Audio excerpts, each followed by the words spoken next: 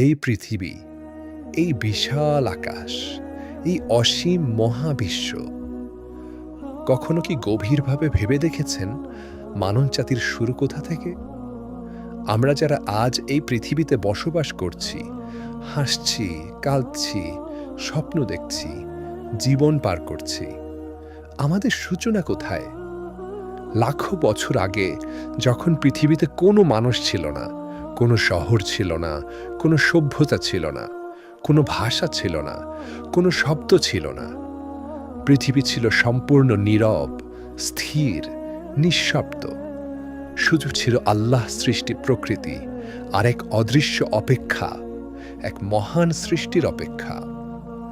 আর ঠিক সেই সময় সমস্ত সৃষ্টি জগতের রব আল্লাহ সুবহানাহু ওয়া তাআলা এক মহা গুরুত্বপূর্ণ সিদ্ধান্ত ঘোষণা করলেন, যে সিদ্ধান্ত বদলে দেবে মানব ইতিহাস চিরকালের জন্য। আল্লাহ তাআলা ফেরেশতাদের উদ্দেশ্যে বললেন, আমি পৃথিবীতে একজন প্রতিনিধি সৃষ্টি করতে যাচ্ছি। এই ঘোষণা ছিল অসাধারণ, গভীর এবং মহাজাগতিক গুরুত্বপূর্ণ। ফেরেশতারা, যারা সর্বদা আল্লাহর ইবাদতে মগ্ন, তারা বিনয়ের সাথে প্রশ্ন করলেন, হে আমাদের পরম দয়ালু রব, আপনি কি এমন কাউকে সৃষ্টি করবেন যে পৃথিবীতে অশান্তি সৃষ্টি করবে, যে রক্তপাত ঘটাবে, যে ভুল করবে, অবাধ্য হবে এবং পাপের পথে চলবে? তাদের প্রশ্ন ছিল বিদ্রোহ নয়, বরং ছিল জ্ঞান লাভের আকাঙ্ক্ষা। তখন আল্লাহ সুবহানাহু ওয়া তাআলা বললেন, শান্ত অথচ শক্তিশালীভাবে, নিশ্চয়ই আমি যা জানি তোমরা তা জানো না। এই একটি বাক্য লুকিয়ে রেখেছিল মানব জাতির ভবিষ্যৎ, মানুষের সম্ভাবনা এবং আল্লাহর অসীম হিকমা।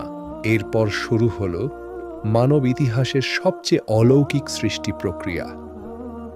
আল্লাহ তাআলা পৃথিবীর বিভিন্ন স্থান থেকে মাটি সংগ্রহ করলেন, বিভিন্ন রং, বিভিন্ন গঠন, বিভিন্ন প্রকৃতির মাটি। এই কারণেই মানুষের রং ভিন্ন, স্বভাব ভিন্ন, চরিত্র ভিন্ন। সেই মাটি দিয়ে আল্লাহ নিজ ক্ষমতায় এক বিশেষ আকৃতি তৈরি করলেন, এক নিস্তদ্ধা অবয়ব, এক প্রাণহীন দেহ, কিন্তু ভবিষ্যতের মানবজাতির সূচনা। তিনি ছিলেন হযরত আদম আলাইহিসসালাম। দীর্ঘ সময় ধরে সেই দেহ ছিল নিস্তব্ধ, শান্ত, স্থির। ফেরেশতারা সেই সৃষ্টিকে দেখছিলেন গভীর বিস্ময়ে।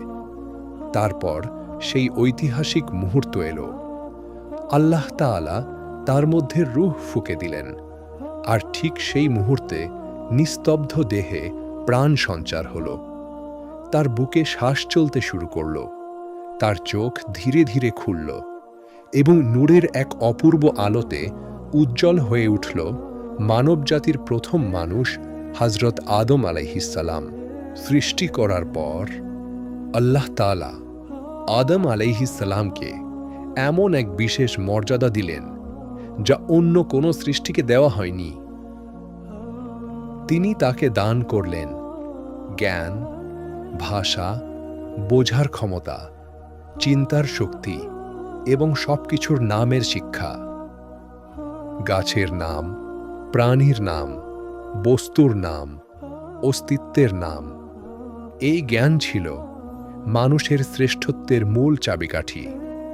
তারপর আল্লাহ ফেরেশতাদের সামনে উপস্থাপন করলেন আদম আলাইহিসসালামকে এবং তাদেরকে বললেন, যদি তোমরা সত্যবাদী হও তবে এসবের নাম বলে দাও। ফেরেশতারা বললেন, হে আল্লাহ, আপনি পবিত্র, আমরা শুধুমাত্র ততটুকুই জানি যতটুকু আপনি আমাদের শিখিয়েছেন। তখন আদম আলাইহিসসালাম আল্লাহর শেখানো জ্ঞান দ্বারা সব কিছুর নাম বলে দিলেন এবং সেই মুহূর্তে প্রমাণ হল মানুষ জ্ঞান দ্বারা সম্মানিত আল্লাহর এক বিশেষ সৃষ্টি। এরপর এলো মানব ইতিহাসের সবচেয়ে গুরুত্বপূর্ণ দৃশ্যগুলোর একটি। আল্লাহ তাআলা আদেশ করলেন, হে ফেরেশতারা, তোমরা আদম আলাইহিস সালামকে সিজদা করো। এটি ছিল সম্মানের সিজদা, আল্লাহর আদেশের প্রতি আনুগত্যের নিদর্শন। মুহূর্তের মধ্যেই সকল ফেরেশতা পূর্ণ বিনয় ও শ্রদ্ধার সাথে সিজদায় নত হয়ে গেলেন। পুরো পরিবেশ ভরে উঠল আনুগত্য, সম্মান এবং আল্লাহর আদেশ পালনের দৃশ্যে। কিন্তু সেই মহিমান্বিত মুহূর্তে একজন সিজদা করল না। সে ছিল ইবলিস। তার অন্তরে জন্ম নিয়েছিল অহংকার, গর্ব এবং অবাধ্যতা। সে বলল, আমি তার চেয়ে উত্তম। আপনি আমাকে সৃষ্টি করেছেন আগুন দিয়ে, আর তাকে সৃষ্টি করেছেন মাটি দিয়ে। এই অহংকার, এই তুলনা, এই অবাধ্যতা ছিল তার চিরন্তন ধ্বংসের শুরু। আর আমাদের ভিডিওটা ভালো লাগলে লাইক, সাবস্ক্রাইব করো।